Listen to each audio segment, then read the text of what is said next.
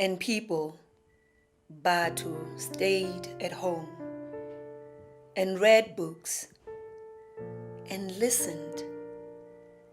And they rested and did exercises and made art and played. Ba ithuta mekgwa e metjha ya ho phela, and stopped and listened more deeply.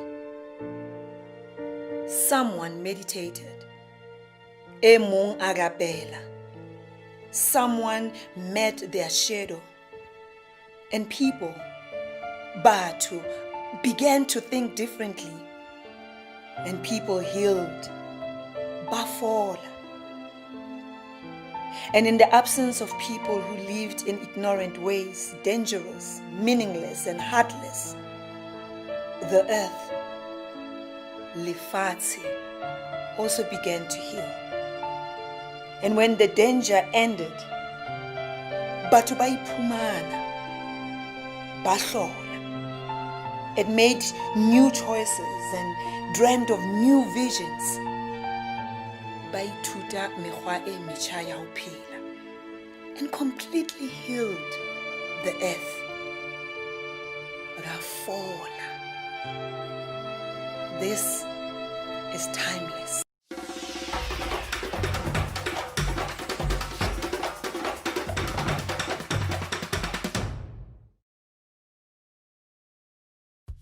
I was born in Carltonville, Kutzong. I grew up in Soweto, Dobsonville specifically. Most of my primary school was in that area. My theater journey began when I was in high school, like the last 2 years of my high school days. In my first few months, I saw a performance of a play on a platform. It wasn't even a proper stage or anything like that. And there was something about the intensity of the play, the intensity of the performances that struck me so deeply. I mean, it wasn't the first play that I was seeing. I'd seen plays before, probably better ones too, but that stayed with me so intensely that I could not help but go to the actors and ask them how I could join this thing that was moving me. I sensed that there was a magic of sorts. There was something about this make-believe that wasn't just make-believe, because it had touched me so deeply. One should be true to their own path, to what is really calling you.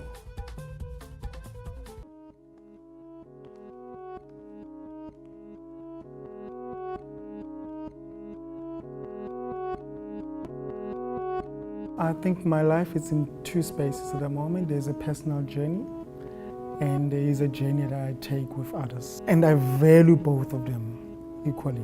And there's a time when I'm saying, now I am really feeding myself as an artist in order for me to continue to feed the rest. My name is Gregory Vuyani Makoma, all the way from Johannesburg, South Africa. I'm so excited that you guys are here. here to be with him. Please help me in welcoming Reverend Puma.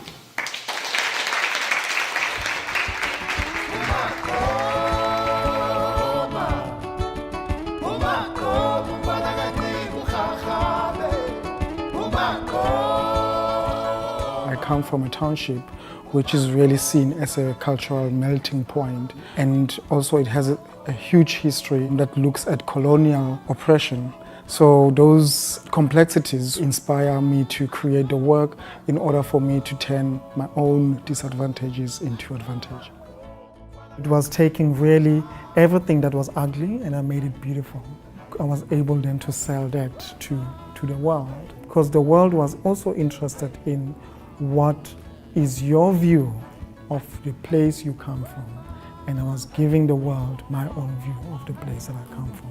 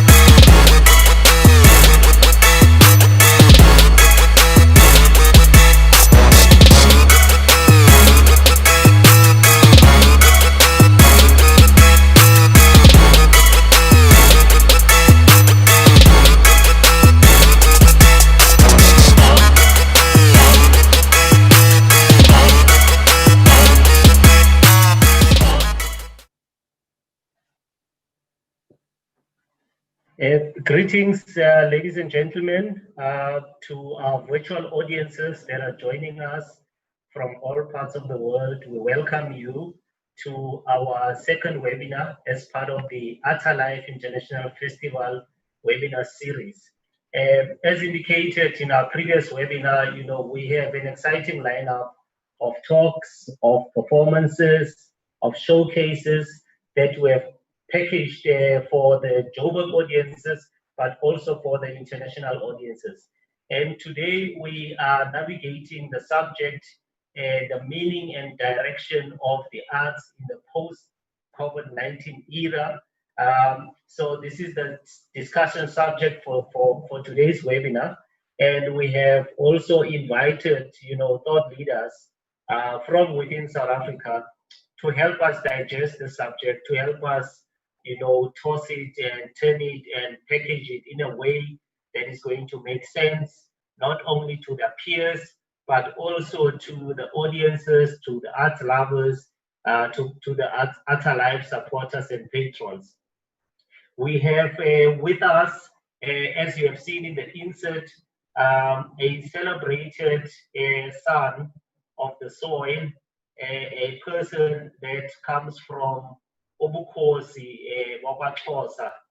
As you know, he carries the name of the great warrior king, Umakoma. We have Vuyani, Gregory Makoma, who is from the Vuyani Dance Theatre. He's one of the finest exports from this country, has been a great ambassador in various parts of the country, of the world, so to say. And you would recall that last year, he shook us off our seats in various theaters with a riveting production, Sion, which is a dance production that was presented at the Joburg Theatre, but also it went to New York and got disrupted when it was still, on its tracks to showcase at various parts of the world. And we hope that, Bragreg, that you are going to regain that momentum with Sion and to make sure that it gets back on track and it can be presented to many audiences. We would love to see it again in South Africa, and I hope that we will have that opportunity. You are really a man that was born to move, a man that was born to redefine movement. And I remember after watching Sion, I was so moved that I wrote a tribute about you, reflecting on our first meeting when you trained me as a budding dancer, at the time. But I soon realized that I wasn't for the stage, but I was better an administrator than a stage performer. So we welcome you, Bragreg, today.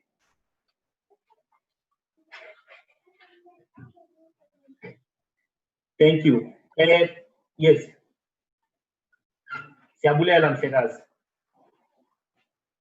So we also have Ndate Mphomo Lepo, a serious activist in the arts, a man who has got his fingers, touching many lives through different initiatives that he's a part of. He's an actor, he's a director, he's a writer. He's also a serious advocate for the arts. One of his specialties is really arts advocacy. When many others are just performing and seeing that things are easing for their transitions to present their work in the best conditions possible. There are people working behind the scenes, challenging the status quo. Challenging the state also on how to create an enabling environment for the arts. And he's also a man that is very good with cultural diplomacy, having represented the country internationally, and taken a number of productions to perform overseas. An astute art administrator, one of the few people, that can juggle both arts administration and performance in the country. And Tate Molepo, we really appreciate you, and we wish that the seeds that you are planting through the Alexander Arts Academy will continue to grow and redefine, the art scene in this country and really create a critical mass of seasoned professionals, because I know that is the aim of the Alexander Arts Academy. Thank you very much. Thank you for joining us. And we also have, a very bold person, a sister of mine, Ausnapo Mashiane, who is a matriarch who really provides spiritual orientation through spoken word, through written word. She's a published author with a number of titles behind her back and many other in her fingers as she, negotiates with the pen. I know that there are many other publications that are going to come from the brilliance of her mind, from the strength of the cord, that the bond that she has with her ancestral past. She comes from a family, of creatives that have redefined, the creative industries and contributed immensely. She is also an immense contributor, an international speaker. I'm surprised that she managed to get a slot for us, because every other day she's on a webinar in a different part of the world. And we really appreciate the time that you made. Your spoken word, I call it deliberately, spiritual orientation, because it comes from a deeper meaning. It carries a deeper meaning. It comes from the depth of the essence of who we are, and it carries with it the necessary healing that we need, in this country, and also as a Black race in particular. So I know that you are very passionate about the Black child. You are very passionate about women. I have disagreed with you that you are not a feminist, but you are a black woman, that is inspired by the agency of the matriarchs that come before us. And for that reason, we welcome you to this webinar Ausnabo. Thank you so much. Ke a leboha. Ke a leboha. Then, last but not least, Hate Mojamoraho ke Khosi, and I'm going to introduce Khosi Yame, Khosi Monake Motabi, a seasoned writer, but somebody that does not really follow the crowd, somebody that does not follow convention, somebody whose writing challenges convention. It always stands on its own. It's not afraid to stand on its own. And it's the kind of writing that is, challenging the kind of erasure, for Black truth, and a kind of writing that enlightens, that conscientizes. And it is for that reason that, you find that the brilliant plays that are written by Tate Monafeng, are not presented in all the theaters. I don't know why, because somehow in this country we have a phobia for the truth, but someday the truth shall prevail, through your pen, through your words, and through your works. And Date Monafeng is also the Standard Bank Young Artist of the Year winner, and he carries that honor with him. And through that, he has created, productions that have been presented at the National Arts Festival, at the Market Theatre, and many other theatres around the country. And we hope that many others are going to engage with your work, are going to try and create space for your work to be presented, because it carries the kind of truth that speaks to the essence of who we are as South Africans.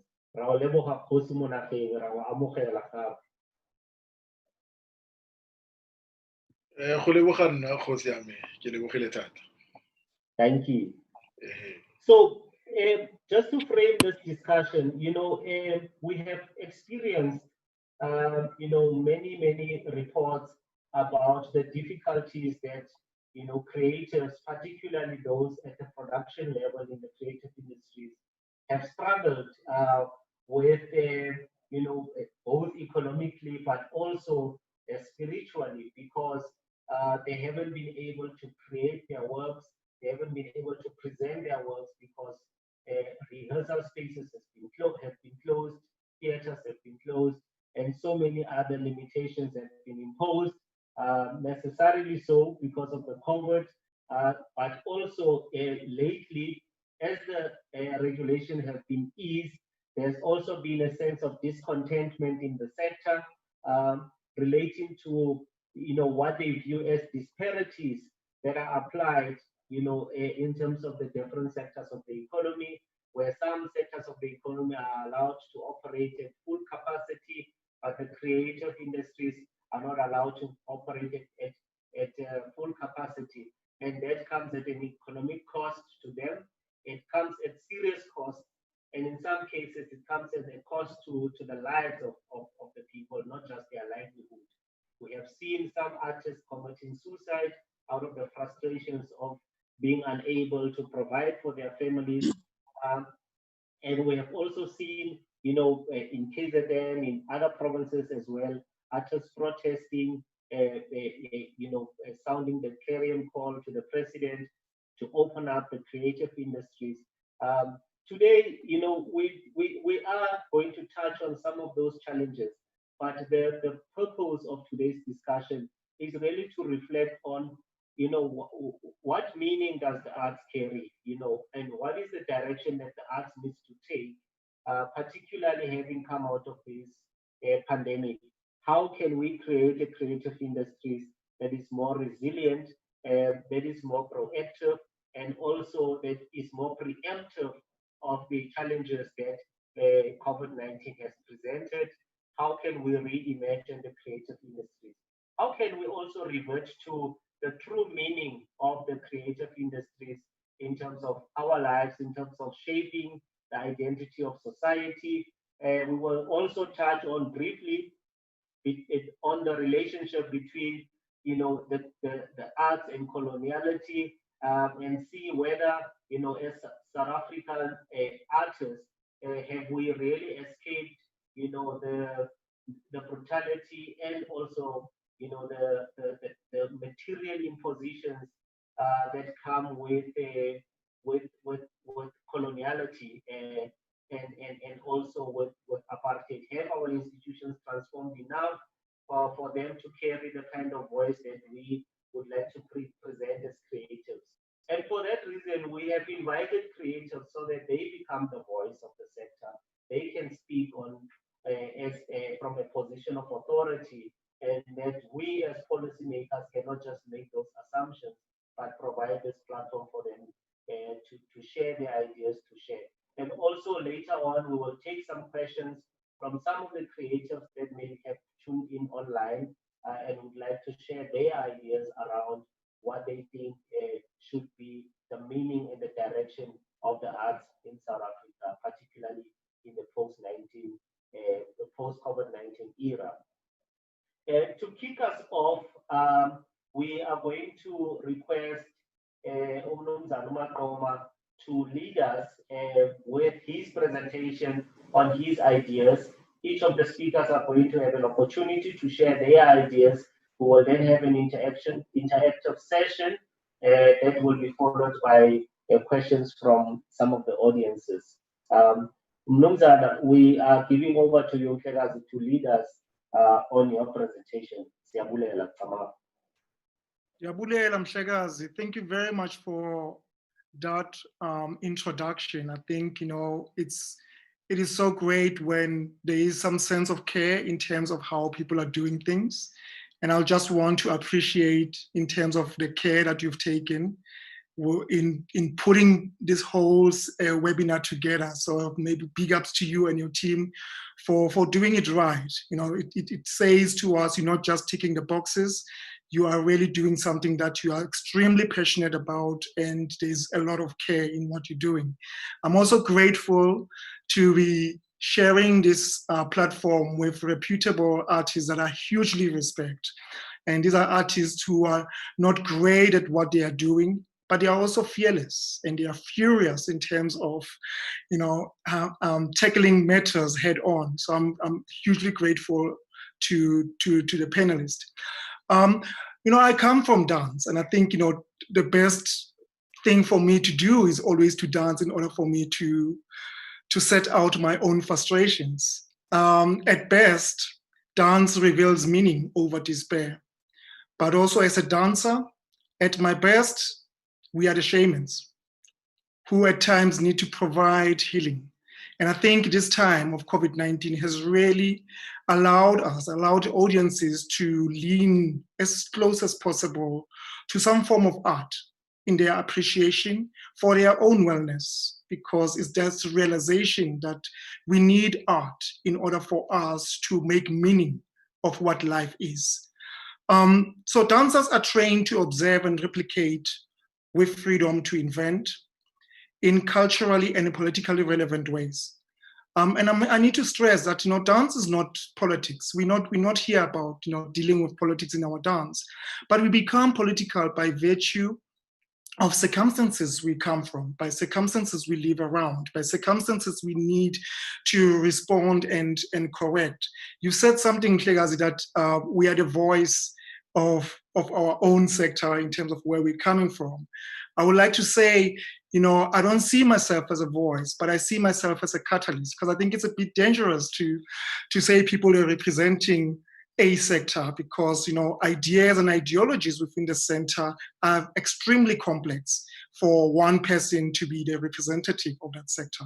So I see myself as a catalyst, and I've been really thinking around, in this time of COVID-19, how do I utilize my time in order to speed up the processes of things that we've been vocal about as artists? How do I get to a point where I mobilize together with others in in making sure that we never see ourselves in such a period, in such a time, a difficult time where artists are literally carrying a begging bowl in order for them to survive. How do we change this situation? How do we overcome this moment in time to prepare ourselves for the next wave, for the next disaster that might come our way? So many of us have formulated our careers in our backyards, and we have to remember that. We have to remember where we come from. And I see, at times how politicians do things is that they often forget in terms of where the struggle started. And we were, our careers here, people, I'm not sure about Vice, but certainly, with Brampo and surely with Napo, we started in the heart of apartheid South Africa, experimenting with myself with movement that was really filled with dust and smoke, because that's what I knew. Dance for me was in my backyard, on the grounds, kicking soil, and dust filling all the environment. But it was also, smoke that was emanating from the burning tires and tear gas while dodging rubber bullets and chased by police dogs. So in my work, in my presentation of work, I take all of that with me because it is a symbol of oppression that I want to use so that others should never have to go through that. And within our democracy, dance dominated even our screens. Social media platforms brought even the monks and nuns out of their monasteries to dance to the Master King hit song, Jerusalem, responding to the widely spread dance challenge. But then I ask myself, even including what our president has said in his speech, in his last speech, that on the 16th of September, where we were expecting as a creative sector that some form of understanding of where we are as a sector, some form of empathy will prevail over everything else, because we know for sure that the arts are going to be the last to see a good day, to see the real spring. Especially particularly post COVID-19, that we know the arts are going to suffer even the most. So how do we get to a point where we create some sense of an understanding even to our government in our communication, that to realize that the past 7 months have demonstrated clearly that there has been very little regard for the arts, and dance continues to be at the bottom of the pit. The future is not certain, certainly yes, but it requires us as artists to arm with not only the power to create, but also a concrete force to persuade our leaders that what they had before was not valid, and to accept that a new matrix of artists, of creativity, of education, of body politics, of dance exists. COVID-19 has given us has given rise to an army of furious artists and thinkers in their attempt to level the playground, forging the future and hopefully, and I say hopefully, a revolution. I will end there. Thank you, Mhlekazi Siyabulela, and I'm sure later on we will reflect more on why is it that dance always feels like the stepchild of the creative industries. We will reflect more on that, but thank you for giving us a lot to digest. And we are going to go straight to our second speaker, and we will ask Ndate Mpomolepo to guide us in his presentation. Thank you.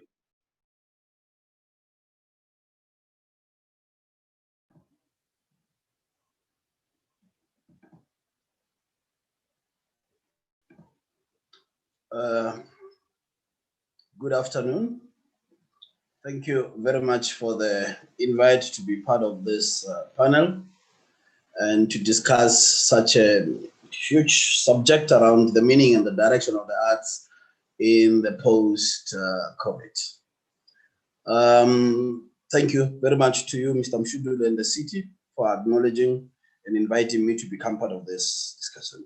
I'm going to do my presentation really breaking it down into 5 subtopics that I really want to talk to. The first one is the actual word, the meaning itself. What do we say when we're talking about the meaning of the arts, the direction that we're saying it needs to take, the purpose and the realities that the arts are faced with, and the challenges.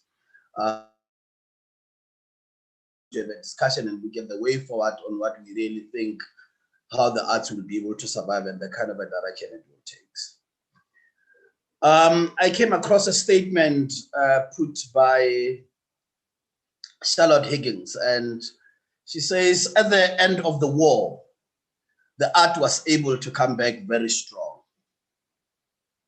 And I found that very interesting for me, because post 7 months, is the art going to be able to come very strong? And I started questioning myself about that.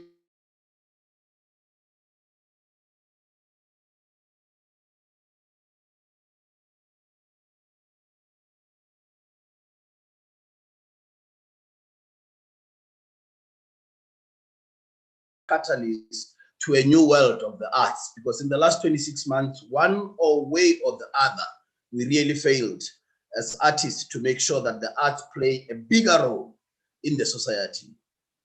We became a generation of followers. We became a generation of t-shirts. We became artists that are followers of politicians. And we forgot that art exists beyond and above politics. And for me, that is the basic of the reality of the meaning of what the arts should be in a society. What is the meaning of the arts in a society? Arts expresses emotions. Arts plays a bigger role in reflecting on the pulse of the society. Arts inspires. Arts helps the society to cope. Arts helps the society to challenge. Arts can help the society to mobilize. And arts is a part of our living, our daily living. In all these meanings of the role that the art can play in a society, I think one of the biggest questions I ask myself is that in the last 26 years, were we able to define the role that art is playing in our society? And did we create art to be able to become effective in the socio-economic development of our own societies? And for me, those remains key questions that I ask myself, because even if we look back and we try to use what we always use and say, yeah, but during apartheid, this is what happens and all of that. The fact is what happens in the last 26 years, beside what happened in the last 6 months. COVID has devastated theaters, museums. So it has a major effect on what happens within those infrastructure that exist. And its impact can be seen in many ways. Many artists have lost their events where they were scheduled to perform. Most administrators and others have lost work. There hasn't been income, as most streams of income have been closed. And the question that comes is, in the impact of COVID in the life of an artist, is it all dead or not? And I found a response to that the only thing that COVID could not be able to do is to impact on the imagination of an artist in terms of what their role is and what their work is. So possibilities are, for the 7 months, we've been able to create work in our own spaces. We've been able to write. We've been able to create poems in the last 7 months, because the power of our minds, the power of our work lies in our minds, and there's nothing that really can impact on it, even if it's economics or hunger, or unless we survive on the arts, or we survive in the arts because we are the ones that follow politics of hunger. The truth of the matter is how much work has been created in the last 7 months, and the impact of that work to the world, and how that work has been exposed to various platforms. Leslie Beach says, everybody hurts, everybody loves, everybody hopes, and everybody dies.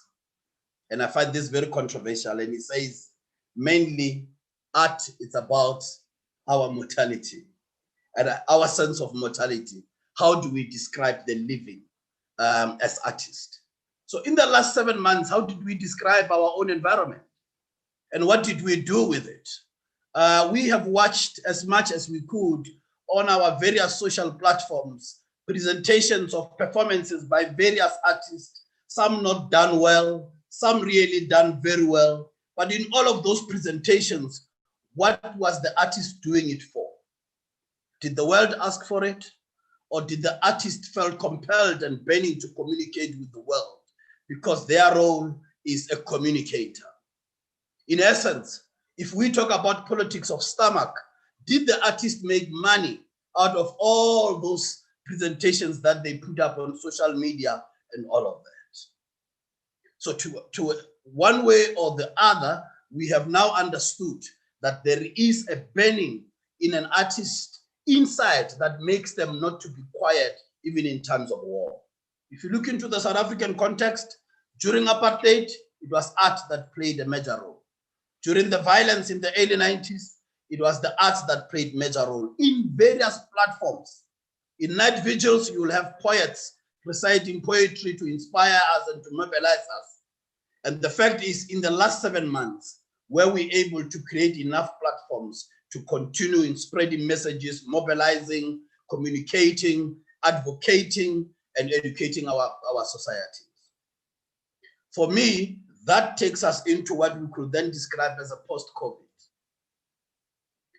Are we going to be able to use the platforms we created now in the last 7 months? Are we going to start packaging every work we do to include the visual part of it? Are we going to be able to grow the virtual part of our work in a way that when we put them in stages, we make sure that they are seen all over the world? So in one way or the other, for me, is that there have been a learning process out of the 7 months. The question is, how are we going to be able to use it? Because there are more benefits that came out of COVID than just the crying of the politics of stomach. And I'll pause it there. Thank you, Ntate Molepo. True to your nature, you always leave the room with feathers, flying about. Greg left us with dust and smoke, and then you just added the feathers because you ruffled quite a few. We thank you. So we are going now to move to House Napo Mashiane, leaving her with a lot of dust, smoke, and feathers, and see what she's going to leave us with. Over to you, House Napo. Thank you so much, Ntate Mshudulo. Thank you so much to Arts Alive, firstly for making me part of this through yourself and the team behind just being part of this platform. I think just like Greg, I think I need to be very clear that I'm not the only voice. And actually, when I this panel, but one of the things that was aching in my mind was like, or what stood out most, and possibly standing out mostly to other people, was why there is only one woman's voice in this particular panel, and I want to clear it up that one shouldn't be put. Or people shouldn't assume that by me being part of this panel is because I'm representing each and every voice that is woman, that is a sister, that is an aunt, that is a grandmother. I am just part of that community. And for me, my biggest wish would be for all of us to be more inclusive next time, so that I am not viewed as the poster face of the industry. So I wanted to make it clear, and I think it goes back to then what Greg was saying, that most of us we are in the spaces and we get to be part of these panels because of the collectiveness that exists, our communities, our society, our country, our continent, and the global world at large. Which brings me more to the meaning and direction of the arts post-COVID-19. For me, when I looked at the theme, the storyline, the title, I started asking myself that, have we even gone past COVID? You know, because we're still in the midst of it. And like, all of us would agree that some of us, I don't think we have experienced the damage that this pandemic, this thing that is invisible, that that we don't know what it is, but it's part of our lives and has affected our well-being so much, has cost us. And like Mr. Mlepo said, most of us have lost so much work, and for most of us, both nationally and internationally, things were put on hold because lives matter, because our health, is at risk. However, within the midst of this chaos, within the midst of the unknown, within the midst of fear, some of us started thinking out of the box. Some of us started finding ways of how do we survive as creatives, as artists. There were a lot of conversations for a lot of people who are performers, like actors, actresses, musicians, dancers, that for years, if you've studied this, for years, if you've been a performer, and one day you are told that the space that you have and have had access to, if it disappears, then what? I think that's a lot of us got depressed. That I am a poet. I don't just write. When I write, at some point I breathe life into those words. I'm a playwright as well. When I write a script, that script unleashed somewhere.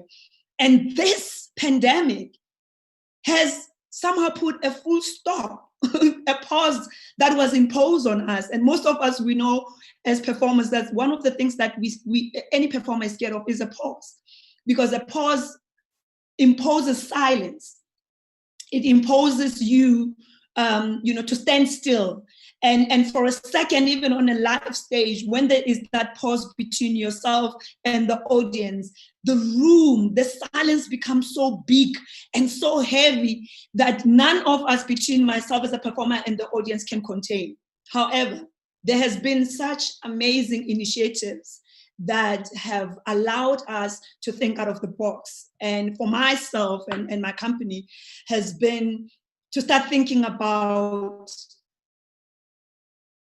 the origins or what sparked us all to get into this industry is that theater evolves, theater adapts.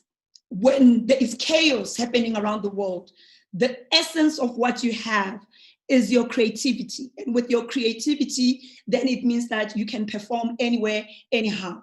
But also to do that, it means that how then do you create one of the things and one of the biggest tools that I think will help us even post collaborations. So if you were not collaborating before COVID or during COVID, in the post-COVID pandemic, collaboration is one of the key things that I feel for us as creatives is key. When you start associating yourself and we matter hands a community who is like-minded like you.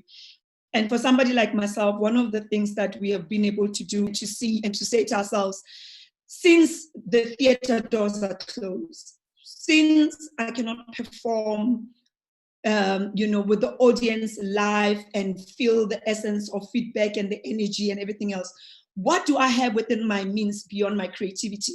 And for the ancestors of theater and for the ancestors of storytelling, we, one had to really come to the digital space.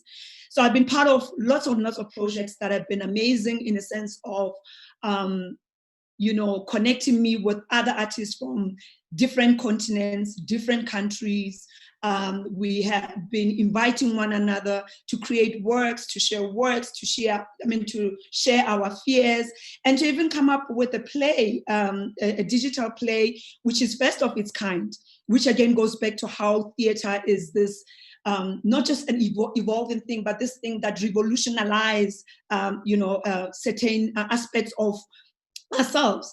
So part of the things that I think I'm taking out of this COVID is the fact that I was, and I'm still am part of an amazing, first of its kind theater production on a digital space that consists of 10 countries. And for me, that's what brought me back to life.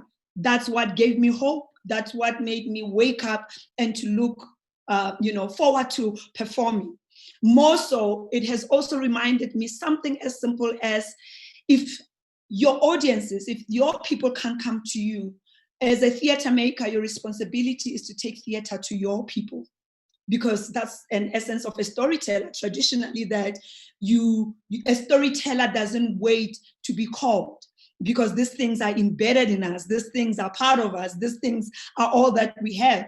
A storyteller or a poet emerges like a tree that was planted by culture, by tradition, by creativity in the middle of a village. And then somehow when the spoken word artist speaks, when the storyteller speaks, when the creole recites, when the performer dances, when the musician sings, automatically the audiences gravitate towards things. Is that post the COVID, we need to think out of the box. We need to remember the essence of collaboration, that no man is an island, that there will always be a performer and a spectator, somebody who's willing to listen. And then if those people can come to you, how then do you go to them? More so, it is creating bigger networks for ourselves and that are existing. And I suppose it also answers what Ntate Molepo you were saying about, is it even the fact that most of us who have been on a digital platform, have we made money? And I would like to say that even if money is the ultimate thing, sometimes your nightmares are the silence. And once you've learned to outgrow your silence by performing, by sharing your work, somehow by divine intervention, because you are called into this, automatically your and your clientele will find you and give you that kind of work. And I think myself and so many of us post-COVID, the reason why we will survive is because we didn't allow the pandemic to define us. We adapted to it, we evolved with the time, and we were able to say we are bigger than this virus, this catastrophe that has affected all of us. So there is hope. And I would like to say to all the other people who are listening out there, there is hope. But the thing is that you need to start doing it. You need to start acting, you need to start singing, you need to start dancing, you need to start sharing parts of yourself, because you are just a vessel. Otherwise, it will explode, So for me, post-COVID, the conversation is, how then do we use the digital space to our advantage? How do we think out of the box? But also, how then do we monitor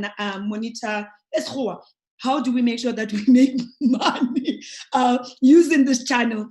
And the beauty is the fact that you're no longer performing for people within your immediate reach, but people across the world. I mean, doing the art of facing fear has been amazing. There's been people in the US, people in Australia, people in Senegal. The beauty and the sacredness of theater. The butterflies for us as performers, even when you're in front of this screen, it's still the same. The essence is still there. So in essence, there is hope. We just are evolving and we need to catch up with the times. Wow. Thank you. Quite a passionate presentation, Ausnapo. And perhaps, the word voice can be so ambiguous in its application, by saying that you are becoming a voice. It's not really in the sense that you are representing the sector or the respective disciplines from which you come, but you are a voice because you are an artist and you speak with authority on the subject because you are a practitioner on the ground.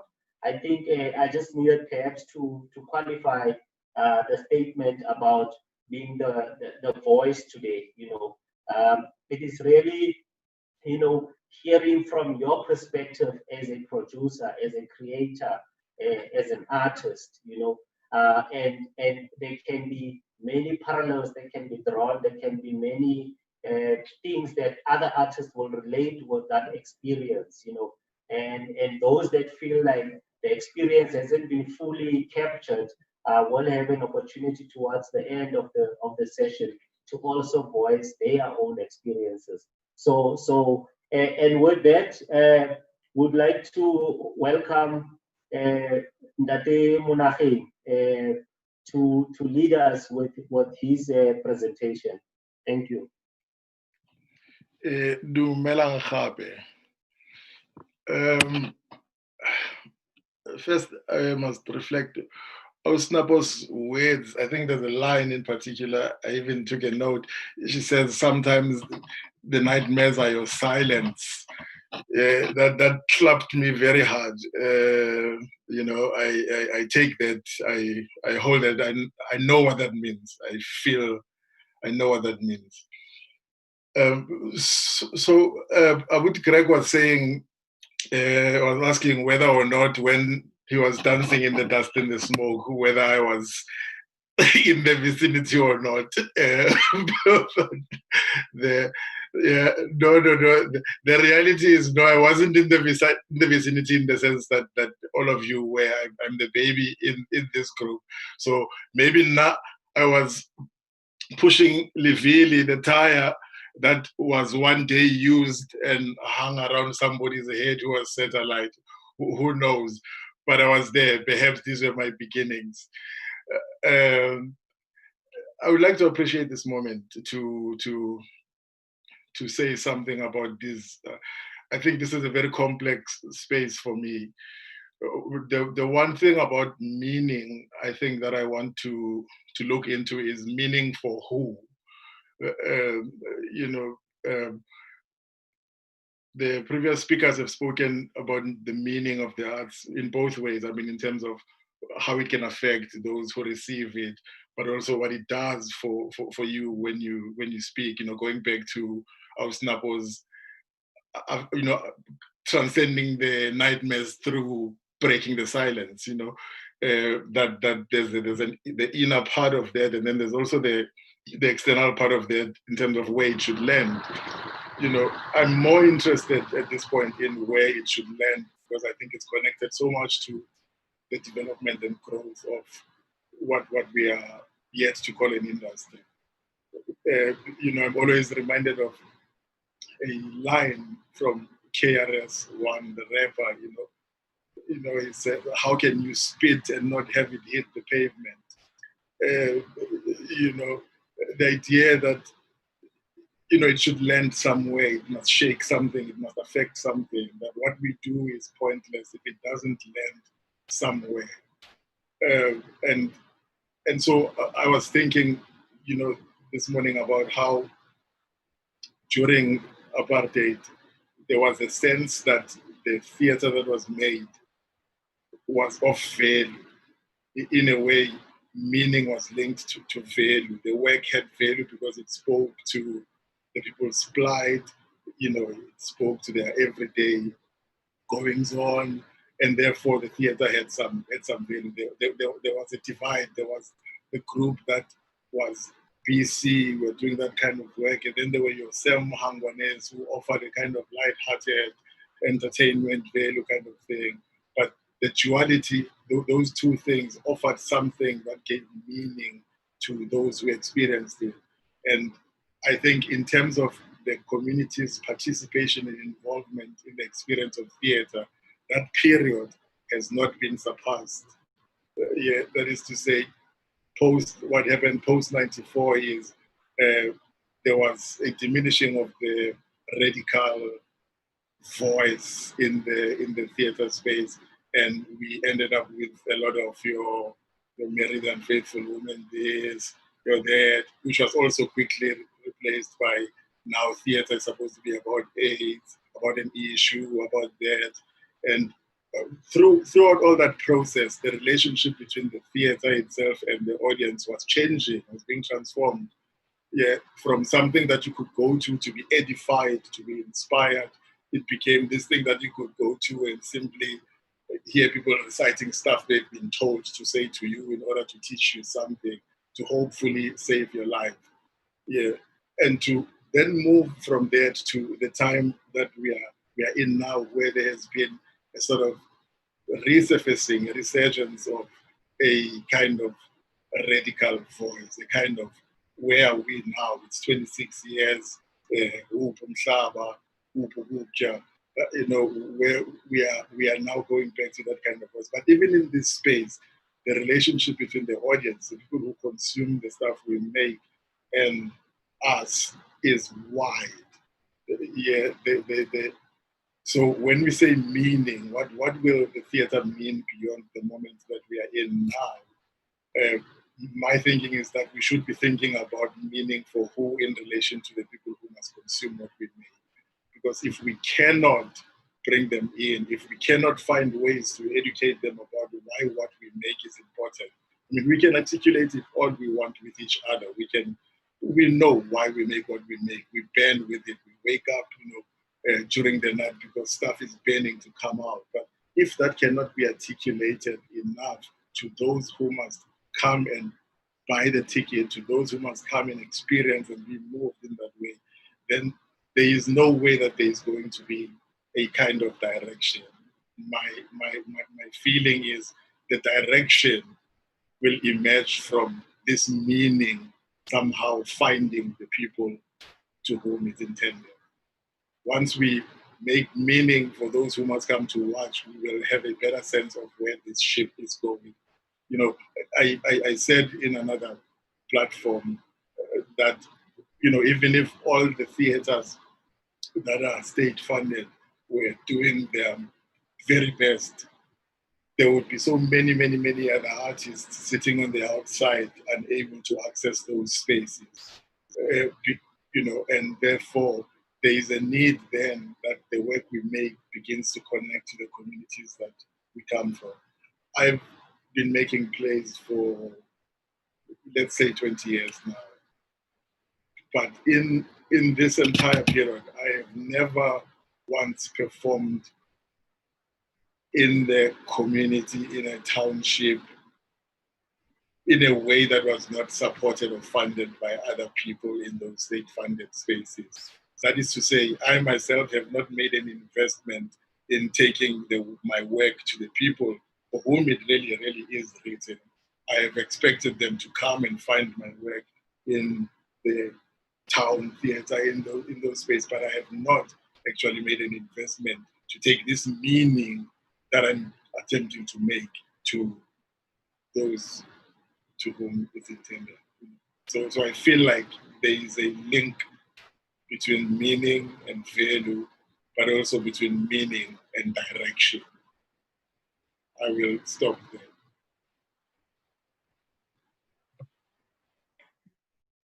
Yeah, you always leave our minds with so many questions. I see everybody smiling, because again, Motsabi, true to your nature, you've challenged us to think, about really, how we even conceptualize these discussions and what we intend, to achieve out of them.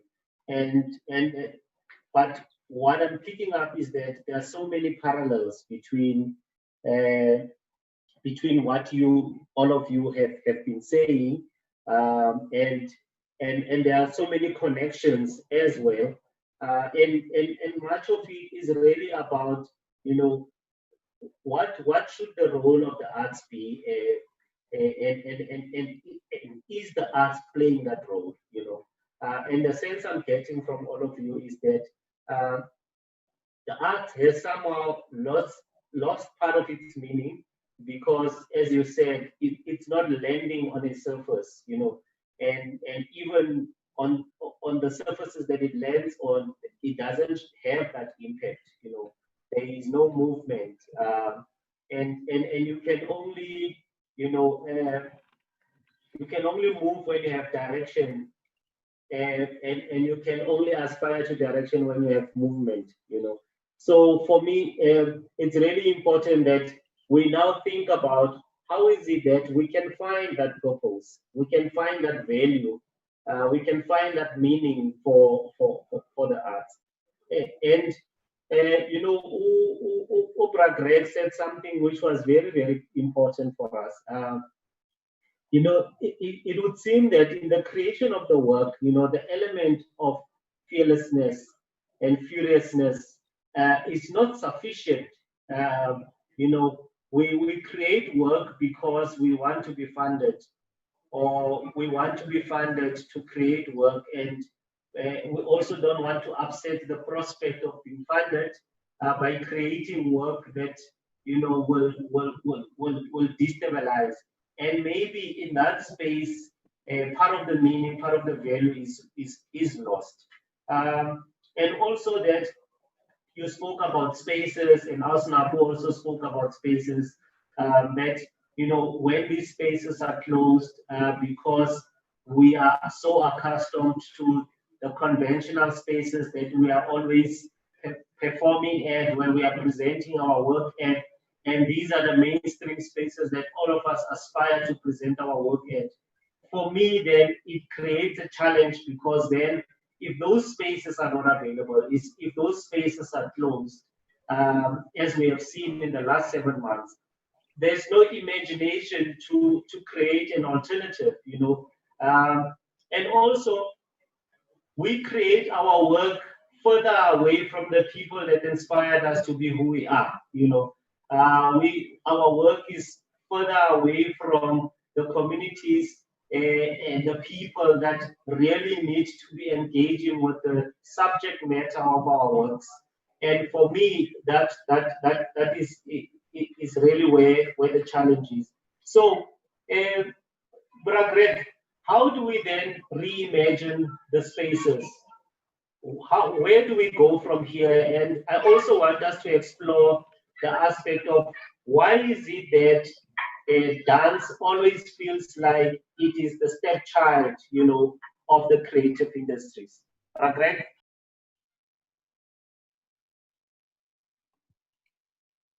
The mic. Continue. Yeah, I need to remember that, you know, to unmute and mute. It's part of the action of the webinar. I think, you know, to answer, maybe I'll take it from, you know, your last point in terms of why is dance always the, you know, the stepson, or the, you know, part of, it's like a cousin of the arts. And I'll use my own experience of growing up with my father in the home, where when I made a decision that I want to take dance as a profession, the first thing that my father said was, you can always dance, but you still need a profession. And that is something that we always have to prove and to break as, you know, as a stereotype, in a sense of how people look at careers. Even when I'm with my, you know, the knowledgeable friends who have degrees and MBAs, there's always a question, what do you do? And when I say I'm a dancer, they say, yeah, but what else do you do? So there's always a follow-on question in that. So how do we get to a point where we do not have to explain ourselves for the choices that we have made? We do not have to prove to anyone that dance is a lucrative profession that is also contributing to the creative economy. And that is for sure, because I look at terms of Vuyani Dance Theatre at this present moment, where we still, perhaps the only dance company that is full-time, that is still paying full-time salaries. That says a lot in terms of us having to keep 23 of our employees still employed in our country. So it speaks to the understanding of the value chain, to the understanding of the ecology of our creative sector. And how do we communicate that to the wider population, not just, you know, those who are making decisions in terms of policy, because it does take time to discern any connection between life and work, to giving and taking. So those sensitivities, eventually, you know, you accept with a heavy heart that no man is equal in an unequal society. But that's where we come in as artists to say, how do we bridge the gap between those who are rich and those who are, you know, poor, and challenging also now spaces to say that those spaces are not only meant for the privileged few, in terms of allowing them an opportunity to present work in those spaces, but also in terms of audiences. How do we take our works or begin to take our works even to our own communities? And how do we re-energize the structures that exist within our communities as spaces for art to prevail, and not just for funerals, not just for comrades to have their meetings? How do we re-energize those spaces to be created for art to really manifest in itself? Because at the end of the day, we are holding a mirror to society. In a sense, we are a reflection of what society is. We're educating society in terms of our social ills. So we're responding, clearly to our people, but we are not, or we have not created structures that allow people to feel also that they are part of the ecology, they are part of the ecosystem in the arts. And there are spaces that are there. I mean, I'm thinking about Mandisa Sindo, for instance, who has created, the Shark Theatre. There's Alexander with Mpho Molepo, who's also, re-energizing the space in his own way. But how do we give support and recognize those kind of structures as really incubator spaces that can really allow the artists to know that we exist within this setting and we have a place that we can go to for our own creative interest? How do we get to spaces that can allow us to be in that space where we feel that we are being appreciated as artists, so that we start to mental the dismantled humanly, because a lot has been taken from our people, a lot, not just COVID. I think the 26 years, as Mpho has noted, has taken a lot out of our creative cycle, our creative ecology. And COVID-19 was just really a catalyst to show us the real thing that was happening that we've been hiding. So it really brought everything out into the open to say, hey, wake up and start doing something about it. Wake up and start really thinking about yourselves. Look inside and allow yourselves to be the creators of your own work, but also be the ones, you must be the ones who are the custodians of your art. How do you protect it? How do you ensure that this art is presented in the best possible conditions that you would like to see? But how do we also take others with us, so that when we are in those privileged positions and we're flying, we're going to Kennedy centers and all those spaces, how do we come back to plow back into our societies to ensure that we create or leave a legacy that is ensuring that the future is bright for those who are coming after us? Thank you very much, Mtegas. Brampo, I know that on the 25th until the 27th of September, the Alexander Arts Academy is providing, a policy and governance workshop. And, your view collectively was that there is a need, for the creative sector to better understand the policy and the legislative environment that governs the arts, so that the engagement with the state can be, much better. And this is also part of the Arts Alive program, and we will invite people, to engage with those workshops from the 21st until the 27th of September. Is there a need, Brampo, for arts, movements in South Africa that will give impetus to the meaning and the direction of the arts, but also equally, that will redefine the relationship between the sector and the state, and what is the nature of that relationship in your view?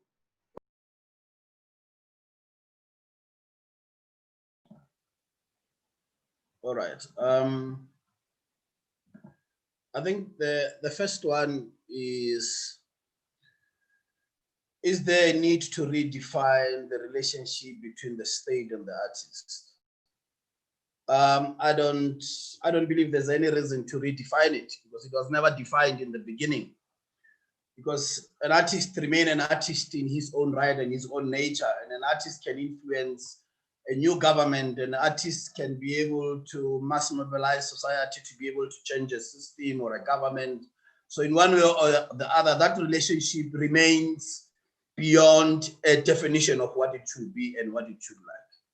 The only thing is that the state has a responsibility to its citizens, and amongst its citizens, it finds an artist. And therefore, that should happen in the same nature as it serves its people, not by definition of what they do. So that responsibility of the state must remain the same. I think the other part for me is what happens in a society where you have overnight politicians that rises. So in 26 years, you have so many politicians that have risen from their own localities to provinces to national, and some of them have become really strong voices in politics, but majority of them are really embarrassing because they don't have content of what they're talking about. And that is the danger of what you could have experienced in the last 7 months, that you have so many activists that have risen in the arts, and majority of them cannot actually define where they really want to take us to. And for me, that is the sad part of it. So it is important that we start to empower those that see themselves as leaders, or those that really want to become leaders in our sector, so that when they talk or when they claim to talk on our behalf, at least they speak some content to the people that they are trying to address. Because it's a serious challenge at the moment. Those that are really trying to represent us, majority, and some of them really say nothing about us, and they do not present us well. And for me, that goes back that in the last 26 years, we haven't been sharp enough that we could have influenced change in how we look at the present society. And I'm sorry that people should not be scared of us as artists. And I take responsibility. In the last 26 years, I've learned to become an administrator more than what I know myself to be as an artist and a creator of work, as a director and all of that. But I've realized that that's one area where we do not have majority of us as Black administrators really trying to run and manage the arts. And I've spent 26 years doing that, trying to learn that. But have we had a voice of an artist in the last 26 years? Very few have really tried to create work that talks to the present. The general issue we are having at the moment is the distant nature of the art to the society or with the society. Our art is too far away from the people we are trying to reflect on our stages. It's too far away in content and far away in the spaces where we are presenting it. And that is a fact. So the notion of going to town, or the notion of building theaters and art spaces in town, not in our backyard, is a model that was created by apartheid, where centers of excellence should be away from where the society lives. Because when you are creating societies or you're creating townships and all of that, you are creating camps. But not camps where there will be centers of excellence. No, camps where there will be social ills that are going to rise for them to be able to kill one another or be drunk at all times. And we find that we are sitting with our communities in that nature that apartheid really wanted to create them. And then it becomes our responsibility to try and turn that around. 26 years later, maybe the present government has managed to build one theater, I don't know, maybe two. We have the Jamestown Theater, we have the Soweto Theater, post-apartheid spaces. We do not have a national dance studio as a country. We have few little halls where they put carpet for dancing, little small spaces. Most of the things are really run private. So you still have a lot of private theaters, you still have a lot of private dance studios. We haven't been able to transform the infrastructural inequality that we've inherited from apartheid as a country. I'm not talking about a particular sector, the arts only. Generally, as a country, we haven't started looking at what is it that we need to address that we've inherited from the past. And one of those is the infrastructure inequality that we haven't been able to start talking about, not even just changing it, talking about it, to say, how do we create centers of excellence in townships? I had a meeting, I'm a member of what is called the Community Arts Practitioners Network and also center managers in Gauteng. And I sit there as a secretariat for the team. And I was raising it in a meeting that we had, that we are talking about community art centers. We are not talking about building fully fledged theaters in our township. We are talking about transforming an empty hall, trying to put a stage and a seating, and trying to make that look like a performance, trying to look like a performance space. We are not demanding creation of performance spaces in our township. And why are we not doing that now? So we are constantly looking for the little that we think fits us, but we are not demanding the whole thing. And I think for me, 26 years later, we need to change the way we also present ourselves. The arts industry is the only industry that talks about investments of thousands and hundreds, while other sectors are talking billions and trillions. The biggest money you can get in the arts industry is, if you are lucky, it's $1 million or $2 million, or you can spend $40 million on a festival and spend $1 million for the community development. So that's also how we are wired in our thinking. That a provincial government spend 40 million on a 7-day project and spend 1 million, invest 1 million in a provincial arts and culture council.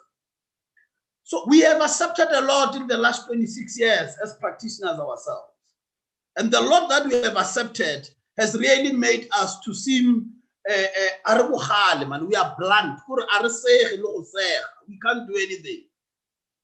And that's why we have now tended to start allowing non-entities that we don't know where they come from in the arts sector to start talking on our behalf. You know, I keep complaining and I see people paraded in various meetings and whatever. This is Comrade Banbani. And I keep saying, what do they do if they're here leading me in the arts? Have they written a play or have they acted or whatever? So we have also allowed the entire industry to be clustered by non-artists generally. So we will have to start from cleaning from there. We need to be able to say, Chief, can we really when I go with a comrade? Or we rain before we are well. Because we're not next week, we're not call time, we're not. You know, so for me, Mr. Mshudu, there is a lot that we need to deal with in this. The 7 months has really opened our eyes, but we need to deal with the 26 years. The independence of the arts must prevail in our mind. I can understand. I mean, the question of neoliberalism, that we always wanted to be distant from the system. We always wanted to create our own things away, not totally detaching ourselves from the system, but there's always that part. The most people that are affected are the ones that are in those kind of a neoliberal kind of a system where they were thinking, we have a bar which makes money, we have this, it will make money, we hire the venue, it will make money, all of that didn't work. But the state-funded art have survived. And those that are in the state-funded institutions have no cuts in their salaries for the last 7 months. Whether they open tomorrow is level 1 or level 2, it doesn't matter to them in terms of survival. Even if they can claim to be the biggest creators of art, the fact is at the moment, they are fortunate because they are sitting on a government billing. And the government does not run the entire art system in the country. It only runs 6 to 7 theaters and about so many museums and whatever, and the departments and all of that. But where we find artists, we'll find them in the theaters or in the museum, but very few have benefited in the last 7 months. Majority of practitioners are outside the system. And majority of practitioners have been highly affected in the last 7 months because the system has not been positive towards them. How do we deal with that? Because we've inherited the same system from apartheid, where only few that were in the performing arts councils were able to benefit. Majority had to go and fundraise and get a 50,000 from the Creative Arts Foundation, now called the NAC, and all of those. And that's still the same. So also, is there some level of introspection that is needed from the sector itself for having created a void to be led, as Abu Dimpo is saying, by people who do not seem to have the credentials to be leading the sector? And I also want to, touch on a point that Brampo raised earlier on about our imagination, being the most powerful weapon for our creation, and that being one thing that was untouched in the 7 months. And I want to link that to, the nightmares of silence, the silence of nightmares that you raised earlier on, and say, as Ndate Monaghan put it eloquently, saying, how do we transcend, these nightmares through breaking the silence, and really creating conditions that are conducive for, your innovation, your creativity to thrive, to serve its purpose, and to also touch those people that it is intended for. The only thing that no one, no politician, no statesman, no enemy can ever capture is the mind and the imagination of the artist. That's one thing that no one can ever control, right? Didn't Steve Biko say, even when it comes to the mind of the most important thing in the hands of the oppressor is the mind of the oppressed, right? And when we're talking about it, it's because that's the only thing that no one can ever imprison. And so our imagination is both a blessing and a curse, because it's a blessing in the sense of it's a sacred thing. It's inside you. No one can temper it because you have a full 100% of it. You can control it yourself. No money can buy it. No monetary value. It doesn't have a price tag. Yet at the same time, it's the thing that makes the politician to fear us. It's the very thing that separates you from your own community and from your own people. It's the very same thing that divides you among your peers. It's the very same thing that can be used against you by your own, all right? And it's also the very same thing that can separate you and create a huge gap between yourself and the audiences and that, the people that you are, this message, this visions, these pictures that you have that are so powerful in your mind, as Monaghan said, if they don't speak to the people who are meant to receive them, or if they are being rejected by the same people, you're still left with that. So it's a blessing and a curse, And as Ndate was talking, I was thinking how it's so funny that as the artists, we always the enemy of the state. The state wants to control what we say, how we say it, which also affects a lot about who gets funded, who doesn't get funded. And not just the states, it also lands on clients, right? I don't know how many of us, when you go for a briefing with a client tells you this is your target market, it's an all-male audience, so you can't don't offend. Mind you, forgetting that the role of an artist is to provoke thought, is to open a discussion. And sometimes the role of an artist is to make us uncomfortable. And the other things that art cannot lie. Like, one of the things when I teach, especially when I teach poetry, I'm like, It's one thing when I'm writing characters and I'm developing a story Bible and I'm creating this world that is full of conventions. And because there's an agreement between myself and the people that I'm performing for, when I say this black box is a church, or this black box is a parliament, or this black box is a home, and this crate is a chair, or it's a bed, or it's a car, between myself and the audience, there's an agreement, it's a convention. But poetry, which is one of the oldest forms and one of the tools that are ancient in our traditions, cannot lie. If I'm a poet and I walk into a village or I walk into a space and I tell you about the wars that we lost, no one can say, oh, Uamaka. If I tell you about the great, amazing, there's an audience because it's factual. Give need, has a mark, So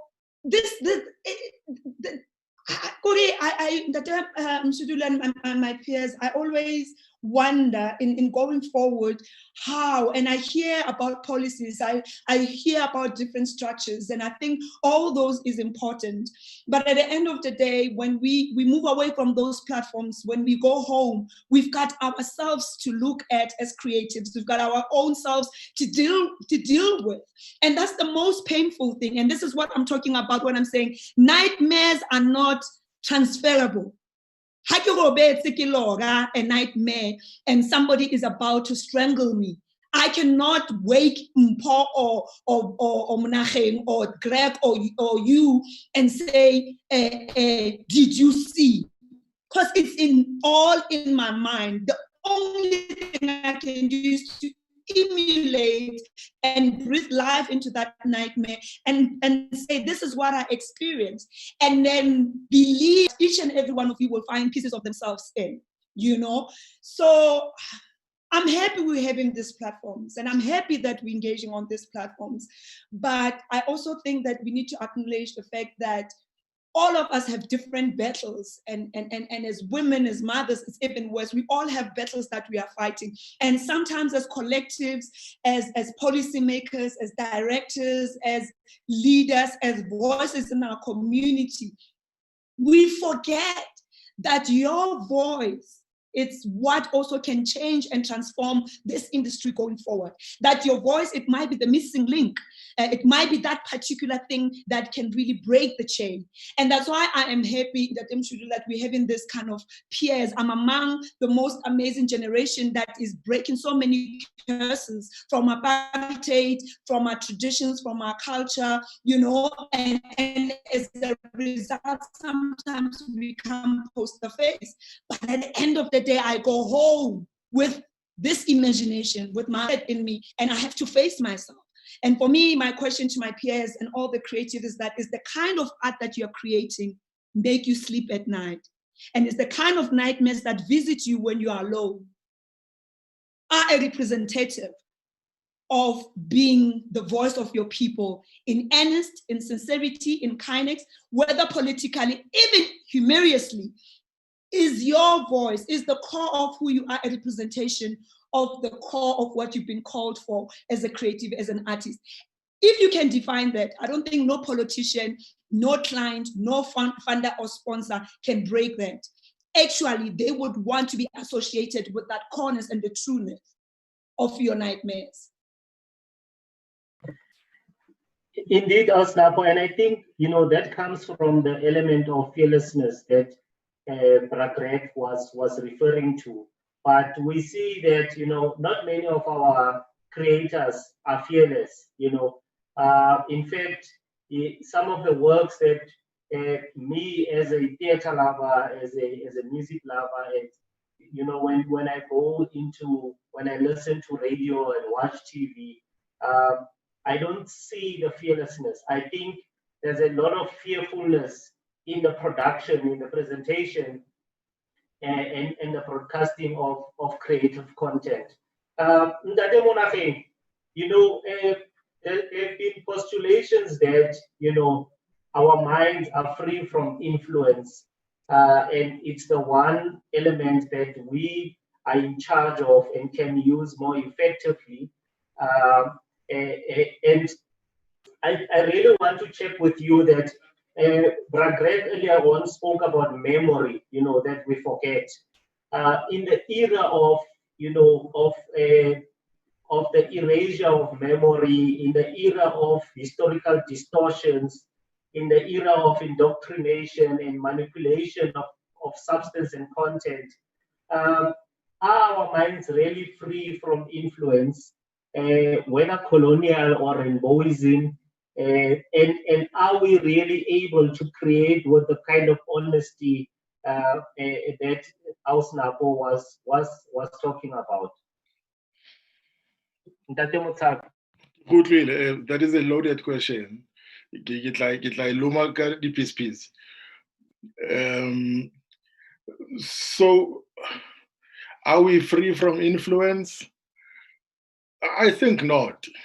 I think it's a choice every day that you wake up with to choose not to be influenced. I think there is consistently everywhere around you the pressure to become other than what you are. And therefore, it takes resilience, commitment, recommitment to really, really stand against odds. So no. But in terms of the fear as it relates to making work, it's such it's a place of tension for me. It's a conflicted sort of area, because when I study this and I analyze it and I try to see what it is that people who carry so much trauma, we are people who walk around, we are bags of trauma, essentially, a lot of us, and except for those who have found ways to transcend it. But the bulk of us are, bags of trauma, walking around with it.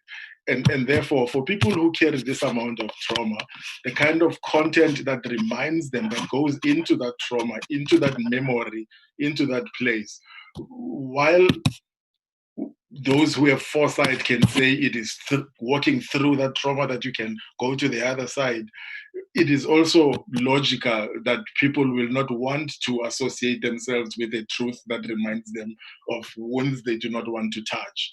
And therefore, I understand sometimes when artists choose a path that seems easier, where they're like, people want to come to the theater to laugh, to be entertained. They come from work, it's been a long day, Buzz has said 1, 2, 3, so now they just want to lounge and, be taken on a ride that doesn't ask them to think and remember. I get that, I understand that logic. I just have made the choice, and I make the choice every day to recommit to what I know is true to me. I know is what is possibly a way of dispelling my nightmares. So I think it's a challenging area. The tension there, even I sit with it, because I think Black people deserve to laugh. I think Black people deserve to be really entertained. I think Black people deserve a day. Today, no trauma day, no memory day. Like just today in joy, and because I understand that there is a need for that. And this is why I attempt in the work that I make, as challenging as it can be in relation to history and memory, I try to find moments within all of it where people can really release, where people can laugh at themselves, where people can, because it is also not realistic to try and hammer people with just their truths like that, because then, no one can handle it. I can't handle it. I want to laugh, I want to watch something silly on TV every now and then to, not hold myself down with too much of the heaviness of the memory. So I think I empathize with those artists who choose what I would consider maybe the easy road. I empathize with them. I don't agree with them, but I really, really get where that comes from. I hope ke arabile potso ke na lo chemoga. Yeah, no, we arabile cause we arabile. Greg,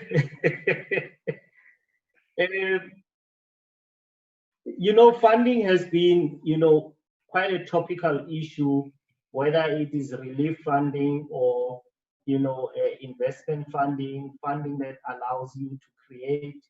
Um, do you think that in this country, the resources that we have are being used prudently? And do you think that the funding could be better utilized, especially in relation to injecting life and injecting economic activity within the creative industries? Um, can we use the funding better, or do you think funding is being used better? And do you feel like you are a priority in the national fiscus? Well, priority, I think it's questionable in various ways. But I think in comparison to, if we look in the continent, I will not even go, internationally. If we look into the continent, South Africa stands in a position where we know definitely that there is money available for the arts. We know that. There's over 1 billion that is in existence for the arts. The question is how much of that really goes to the people who really need it. And that is the biggest question that we should be asking ourselves. We should be also interrogating our government. We should be interrogating even businesses.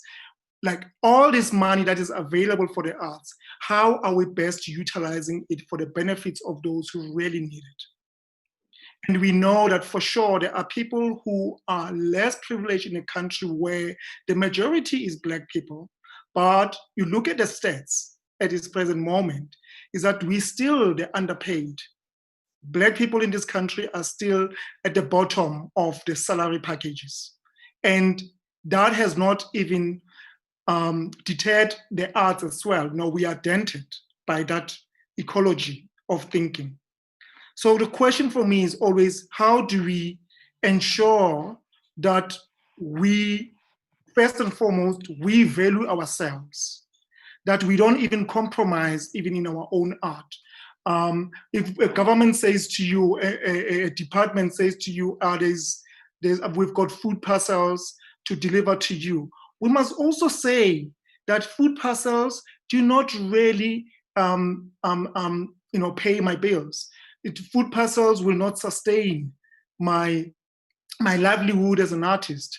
The relief funding that is there that I have to apply for is an insult actually to artists to start with it. No, we're insulting us to say, apply for you to get a relief funding. We're not talking to artists about how are we going now to generate a sustainable mechanism that will allow you to be able to work in a sustainable manner, for you to be able to contribute to the creative sector, to the creative economy, so that we are not looking at a situation where we're constantly carrying a begging bowl. So there is money. We need to interrogate, where is that money going? Who is controlling that money? There is already, we know that there's the relief package money that's out there. It's part of the 500 billion. We don't even know how much of that is going to the arts. We don't even know what is the plan, what is the vision plan that is going to ensure that the relief package allows the artists to not just get the 6,000 or whatever amount of money that they're heading. How is the art sector going to really continue to make work to earn, for them to be able to earn? We're not looking for change. I think the artists are looking for opportunities to work so that they can earn the money that they deserve. Thanks, Pragreg. And I mean, I think that there are a lot of resources in this country that could be better utilized, to stimulate industrialization in the creative industries, and to ensure that we have a more productive than a consumptive approach towards the resources of this country, where we can utilize resources to allow them to regenerate and generate other resources, so that we create, big production houses, factories to produce musical instruments, or day-to-day things that we consume as the creative industry that we don't have to import. I also think that the private sector has a better role to play in really trying to stimulate, local industry. Instead of us being bombarded with foreign content, we could really create greater platforms for local content to be showcased, whether it is on TV or radio or other media. Because I mean, I've had the privilege of traveling to a few countries. And I get excited when I hear a South African song because it's such a rare moment. But when I'm in South Africa, I feel like sometimes it's a rare moment to hear a South African song or to watch South African content on television. So those types of things, because all the revenue that is generated through intellectual property rights, leaves the country and enriches, other artists. Whereas it could be enriching artists that could be reinvesting it. But I also think there's also a value in artists themselves being more imaginative in how they invest, the money that they make, especially those that make enough, to have sufficient disposable income. And not just to constantly be on parties and celebrating. I hear Tate Monageng say, as Black people, we need that moment to laugh, to celebrate. But we often, I find that we seem to be on a constant celebratory mode, Ausnapo. And do you think that we have so much to celebrate that every time we are supposed to commemorate, we are celebrating? I was going to say, right?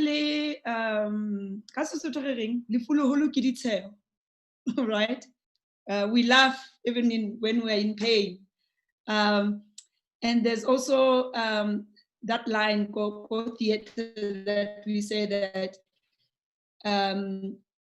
comedy to a comedian, it's comedy to a performer, or humor to an actor is tragedy.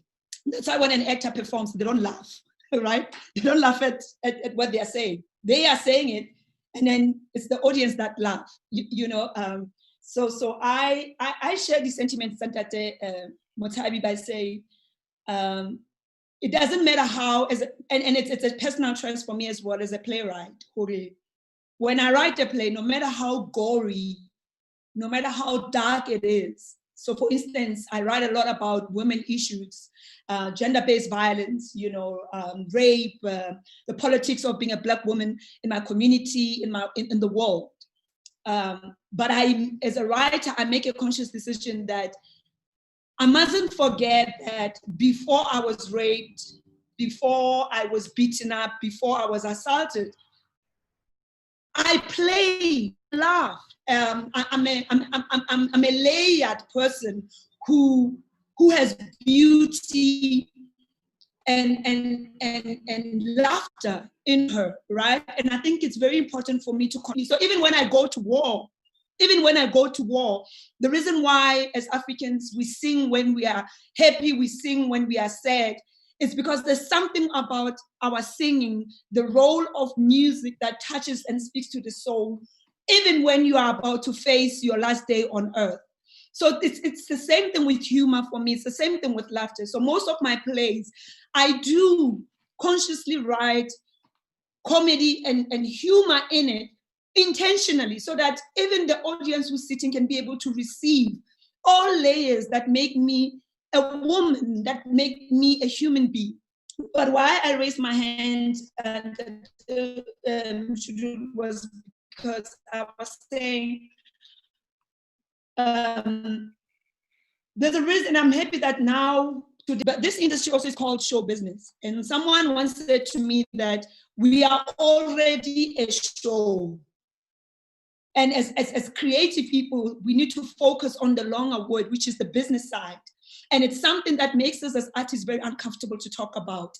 The business side, the reason why Ntate Molepo and yourself have gone into administrative roles, and myself, Monageng, Greg, we become producers and administrators, not because we want to, but because we realize that it's not enough to be on stage, to dance and perform and share of your art, but yet you are not the negotiator of the price tag of that very same art. So it's very important to control the ownership of that which is your imagination. And I think it's something that I think as young artists, as young creatives, even if we are not taught that in our institutions, even if our communities are not teaching us that, because even our communities don't want to pay for this art because there's a comedian in the corner, there is a poet, it has to start in those spaces. For instance, myself, now, they know that I'm tired being a funeral poet. It's okay if everybody wants to do it. But I refuse to be a funeral poet, because when somebody dies, and yes, and literally, I have had to teach my family members that when you are graduating, when you are getting married, when you're having baby shower, when somebody has passed on, no matter how much I love them, and mind you, you guys must learn to pay me, because this is my work. And for me, this is where the business part starts, Hori. We even have to change the psychology of our own people who dance and sing, just dance because you are a dancer. No, sing. No, you are a poet. No, Muchana is a professional spoken word artist who is doing this as part of their work. You will never say that to a doctor. You will never say that to a chartered accountant. You can't walk, mind you, to any, you can't go to Edgar's and say, even our own family members and community members, we are just those people who can just jump into stuff. So for me, is that we need to start changing the mindset and thinking, and it goes back to what you were saying, I think, Greg, that's like, it's how also we treat ourselves and carry ourselves. If you want me to perform how if you want me to, to write a beautiful speech for your baby shower, or give a program director, like my family knows, and I know they are watching, I will give you the notes and tips. But you need to pay for my petrol, for me sitting, and because I'm rehearsing, I'm using all of it. And so for me, and this, the bit of it is that we can even laugh about it, right? But also it's a small thing to say, I am business. This, that is me, that is my gift, is the only thing I have to pay the bills. So the food parcels don't pay the bills. And that's why most of us, we end up, our community, we make headlines, say, paparazzi, because people forget to perform mafunga bona, le manyalong a bona, ba shine ka wena.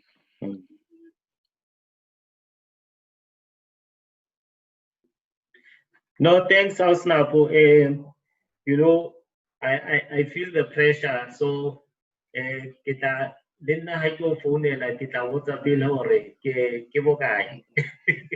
so, but it's important because if people don't value your craft, they will never realize that, what it is worth, and it is you that must command that space and make sure that people understand the value of what they are getting. And it is again, trying to discern between this thing of the value of the arts in its true meaning, entertainment as a hobby. We have to delineate those things so that it's very clear in the mind of the consumer.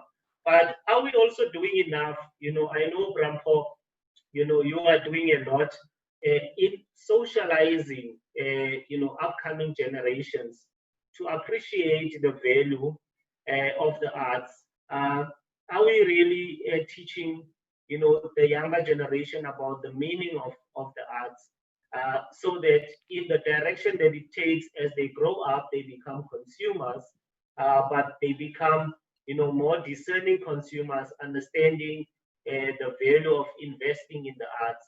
Whether, in their old age, they become audiences, or they become policymakers, or they become corporate executives that are able to put aside, sufficient resources to support the arts. Are we doing enough of that in Tatemolepo? And sorry, I just want to also encourage our audiences. You can send your questions at this stage. We are about to wrap up, so I'm not seeing any questions. We're only seeing comments. So if you have any questions, we're gonna take some as we get into the last segment of the webinar. Tatemolepo? All right, so I'll just make reflection on two things. One is the question of training and capacity building, and the second one is in terms of the business side of the show, which talks to the entrepreneurship. And so I'll make just quick two references. There's a challenge with our training model in the creative industry.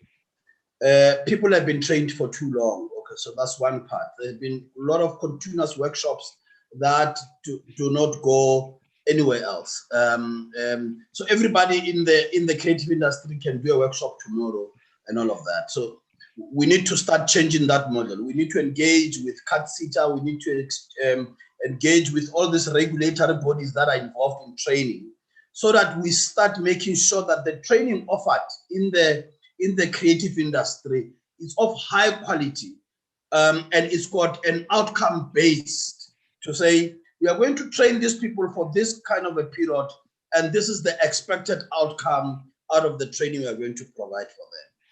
Not this consistent, continuous workshop that every Tom, Dick, and Harry can start running in a township or in anywhere in the sector without clear outline on what they are going to offer people that are coming to the workshop.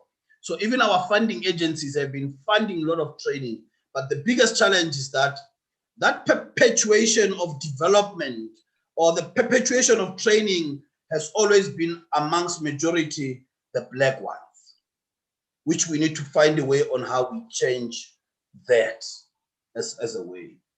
But also, we also need to make sure that we don't graduate people overnight. I've seen so many people have become teachers overnight. An uninformed teacher is dangerous. It's the most dangerous person that you could think of, because they are destroying that little mind from the onset. So we need to be very sensitive on how we appoint people that teaches or that train in our institutions or generally in those workshops, because uninformed teacher is the most dangerous person in a society, because he will destroy the society. So for me, that's the one part of it.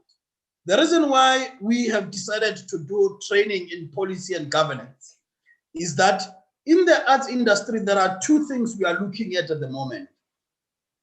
There's the creative part of the arts, and there is the regulatory part of the art, of which in the present moment, the sector in general, we are not looking at these two things from the same position.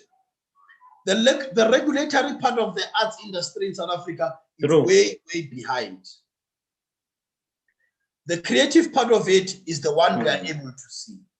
So as a result, majority of practitioners and artists are not exposed to policy and governance matters. What really runs the industry? For an example, for them to be able to deal with state theater or market theater, do they know that they need to be familiar with the Cultural Institution Act? Do they really understand that for the entire arts and creative industry in this country, you have to familiarize yourself with the white paper? So we are doing those kind of training programs because we are looking at creating the next generation of practitioners and leaders in the arts that will be informed. So we are starting with Gauteng now. We are doing 35 young leaders that are coming from all the 5 regions of Gauteng. We are going to keep these young people for a year with us. So we are still going to go to various companies and say, we want to run arts and administration training project for these people. Can you please assist us?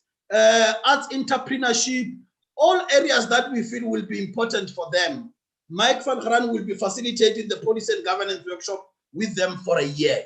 And in between, we'll be doing other training programs. We have now identified 5 centers in Gauteng, just to give you an example. One is Alex Senkopane, which is a hall in Alex. Another one is A to Z Community Center, which is in Rondebolt in Ekurhuleni. The other one is Shamdo Art Center, which is in Kagiso, Westrand. And the other one is in Patalatsani Theater, which is in Sebokeng. And the other one is Shonguve Hall, which is in Tshwane. We have identified these 5 theaters as a pilot project that we are going to do. We've just raised money now to look at how these young organizations that are working in these particular centers can look at how those spaces can be transformed. Now, we are doing the actual work ourselves. Now, we're looking at the alternative space as a concept because we cannot keep waiting.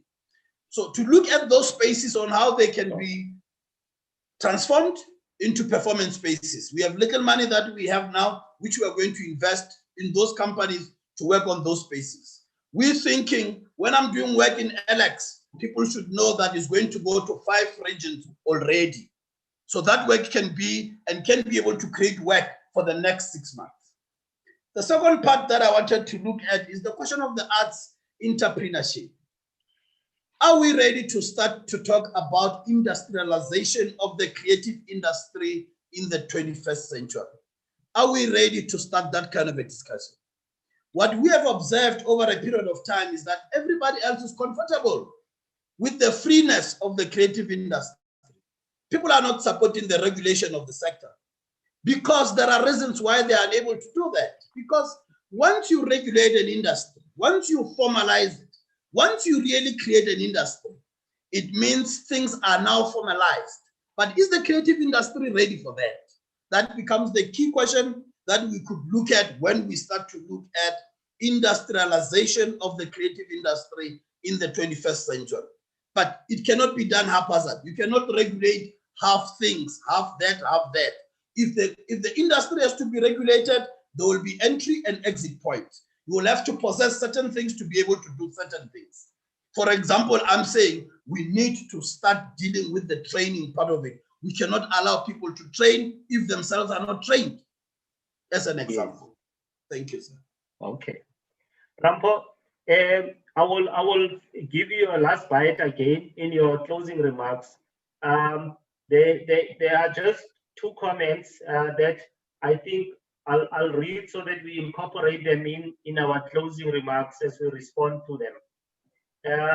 Njabulo Mvubu is saying, I believe we need leadership in the arts, which does not rely on government setting a budget. We need to set the price.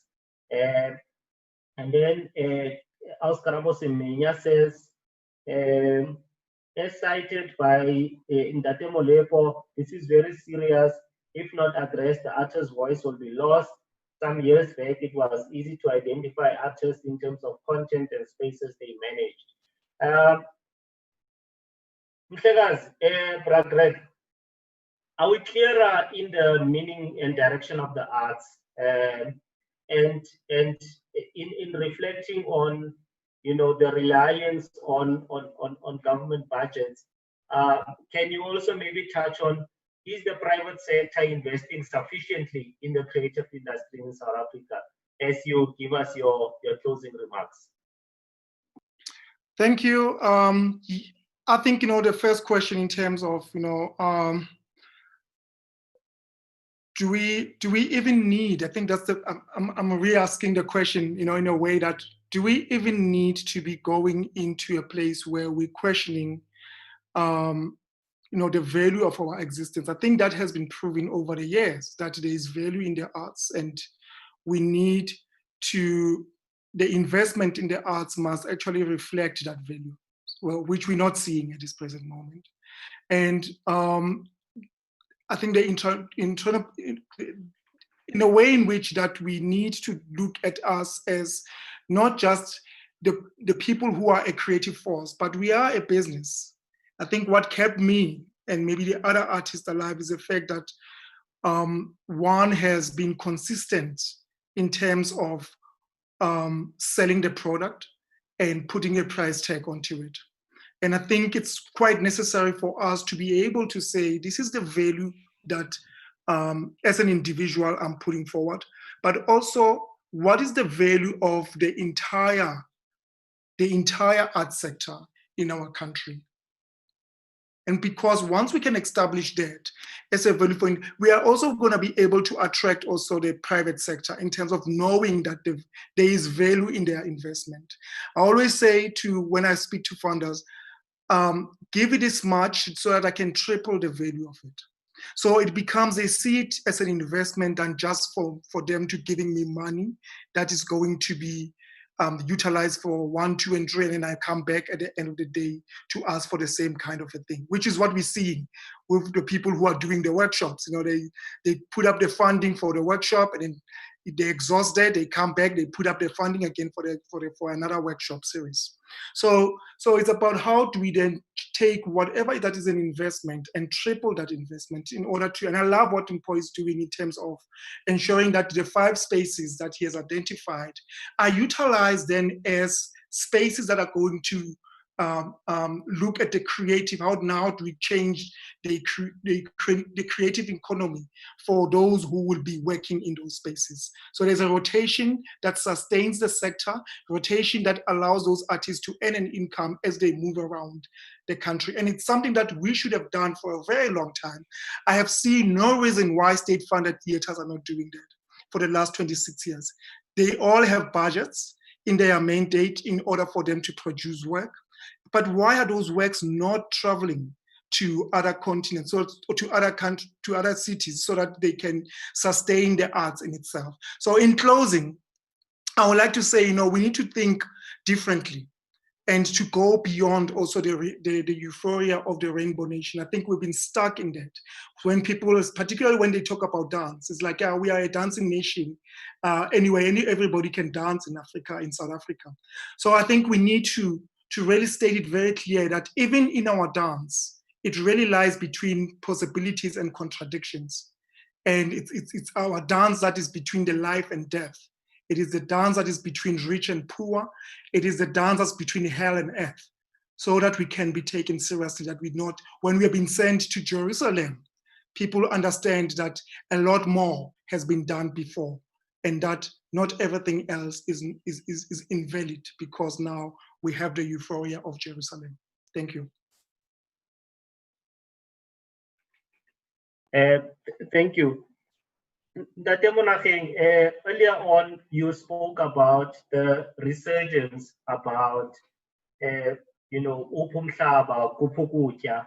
Do you think that we can find the new meaning of the arts, and use those as catalysts or a point of departure in finding a new point of focus for the arts in this current era? Absolutely, Mhlekazi. I believe that if our work is not connected to the pulse of the nation, if it is not connected to the heartbeat, of the people we claim to be making work for, then there is no way that I can connect my work to value if it does not speak to people who are around me. If I walk into a township and I see how issue ya tlala ya borotho is central to tswelopele ya batho, and that is not reflected in my work, then I'm betraying these very people. So absolutely, the call for umhlaba, umhlaba is ukutya. I mean, it's the same. It's the same thing, really. The call for umhlaba for me is integral to what I make, to what I think a lot of us could attempt to be making, because we cannot. I want to go back a little bit to the celebration question that came earlier, maybe to try and connect the dots here. You were saying that we celebrate every day, so we don't know the difference between a commemorator and a celebrator. But I think what I was referring to when I was referring to celebration, I was not referring to the escapism that is posing as celebration. Yeah, because that is just escapism, posing as celebration. I mean a genuine one. And I suspect also that we are unable to commemorate, we are unable to really connect to the pulse of what it means to commemorate, because perhaps we ourselves are targets. We ourselves feel that the onslaught has not ended, and therefore commemorate what? Yeah, we don't know how to commemorate.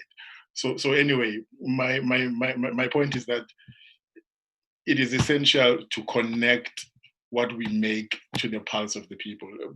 Without that kind of thing, we are making it for ourselves, which has been a problem. Artists can speak so clearly about the value of art, but if you ask anyone on the street what it is, it gets, a story in point, a case in point. I was in a taxi some years back going to Soweto, and I was about to get off at the Soweto Theatre, and people were having a conversation about what this place is, and someone was saying, no, it's a theatre. Theatre, it's a very small and dizzy thing, but there are still people who don't really understand what it is that we do. Unless we can connect what we do to them, we are doing it only for ourselves. Ndibamba apho mhlekazi.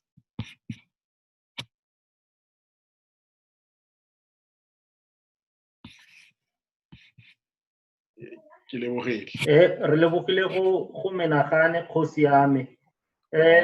Brampo, should we be dancing on Heritage Day should we be dancing to Jerusalem, or should we be concerning ourselves really with where we are as a country, or do we have, do we have enough to celebrate and dance to Jerusalem? Rampo? Mr. Mshidul, so go na le go celebrate, go na le go dance because it's an activity that we need to do. And I guess in deeperness, they don't carry the same meaning. So we can do a lot of activities which include singing and dancing, but we can celebrate because deeply in our hearts, we are celebrating an achievement or we are celebrating a success. So the meaning of doing an activity will not be the same as us celebrating what we really need to celebrate. So maybe let's just get clarity on that so that we don't confuse an activity that needs to be done on the 24th as part of a celebration of an achievement or success, or a meaningful, something inside us that is so happy that we really need to celebrate. So as a country, we are engaged in activities, and what we have done in the last 26 years is that we have moved our responsibilities into form of activities. Oh, I don't know if you get that. We have moved our responsibilities into a form of activities. So as I was giving you an example, that you have a province which developed a department called Provincial Arts Council, which its work is to develop the arts in the province entirely. Then the department and the government gives that Arts Council a budget of, or maybe let's not say 1 million, a budget of 5 million for the entire province to develop the arts. And then in 7 days, they have an activity for 7 days, which they call a festival. They spend 40 million on that activity. I hope you get what I mean when I say, as a government or as a people, we have moved our responsibilities into activities. So we are not doing what we're supposed to do, because the thing should be vice versa. You should be able to invest 40 million in the actual development of the arts in the province and maybe spend the 5 million on an activity. So now we are doing them vice versa as a people. And that has become a norm. So as a result, we have become a society of activities. Because we find joy and able to tick boxes because we do lots of activities, which has then made us to run away from our responsibilities. So we could be constantly dancing because we are running away from plowing. Eish. So that's where we find ourselves now. We have to keep on dancing again and again and again. But the reality is the material conditions of the people that I left in Alex 25 years ago when I went out of Alexandra to go seek for education in the industry and went to study vet or market, wherever, their conditions are still the same.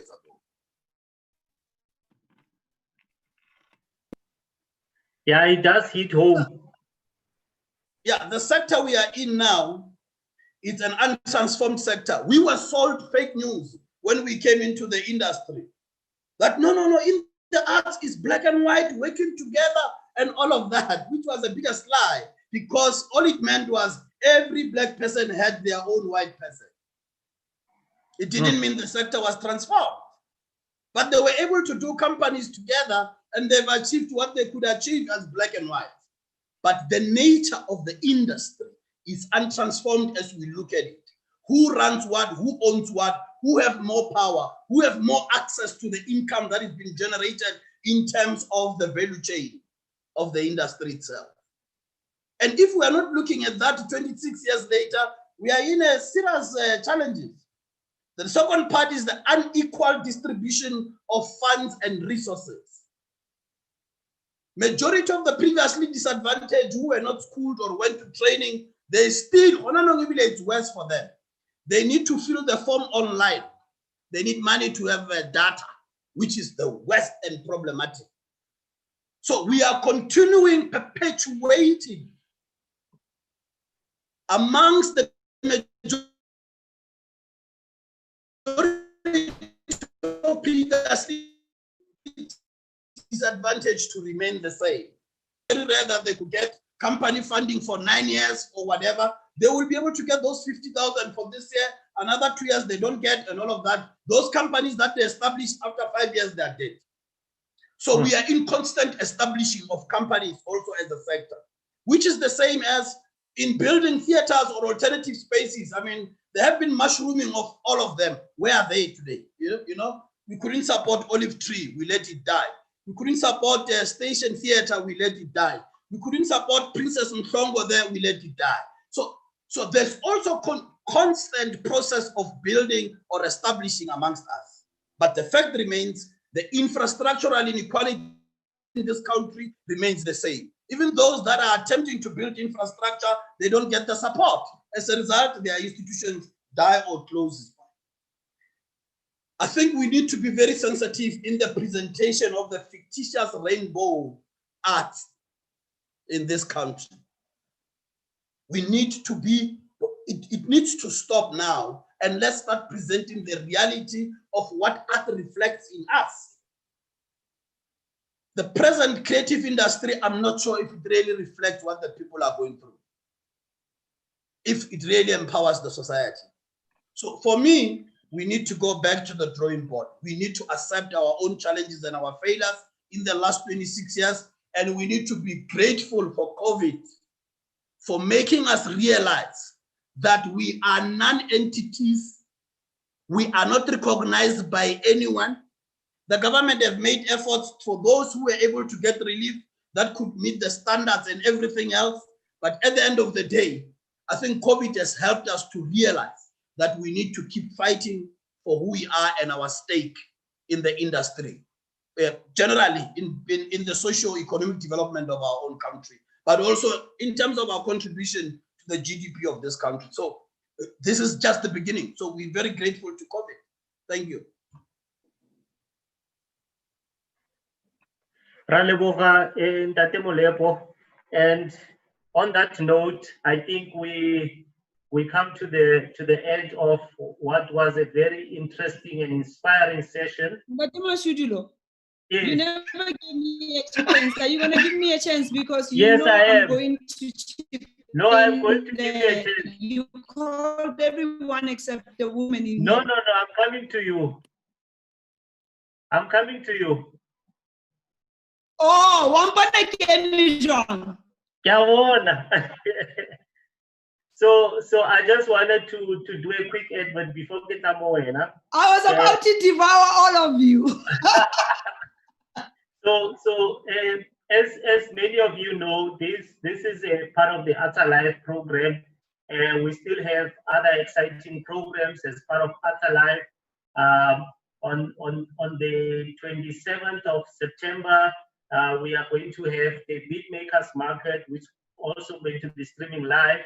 On the 28th of September, Dr. Billy Monama will be doing a training program looking at, authentic South African styles, musical styles like Kwela, Mbaqanga, Maskandi. That's going to be on the 28th of the Global Dance Supreme performances that are going to take place between the 26th and the 29th of November, but with training programs that are already underway between September and October. On the 2nd and 11th of October, we're having the South African Legends Concert. On the 2nd, we are going to have Uputin Duduzo Makatini and Sister Nisa Mazwai performing a tribute concert on the 11th of October. We are going to have the Kaya Matango Big Band also performing. It will be streamed live on the Ata Live platforms. And then on the 18th of October, we are going to have a beautiful connection between House Kitty Petra, who is a black ballerina performing along with Nduduzo Makatini. They will be doing a production titled Going Back to the Truth of Space. Very exciting production. I hope all of you are going to tune into that one. Sorry. Yes. You didn't mention us. We are having a workshop. I started with you on the 25th until the 27th. The Alexander Arts Academy will be doing a training on policy and governance and legislative understanding. So that's also underway. We have a lot of programs. We are going to have Mushito as part of the program. There are a lot of programs that are going to be part. Please look out on our website, www.atalife.joburg, or even on the Facebook page, Ata Life International Arts Festival. Also, as we come to the conclusion,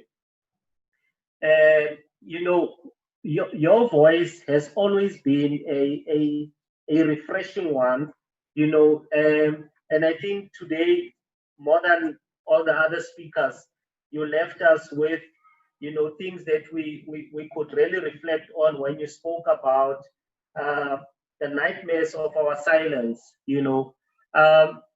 In your closing remarks, what is the cost of our silence as creatives, as we see the degenerative state of our economy, the degenerative state of the social fiber of our country?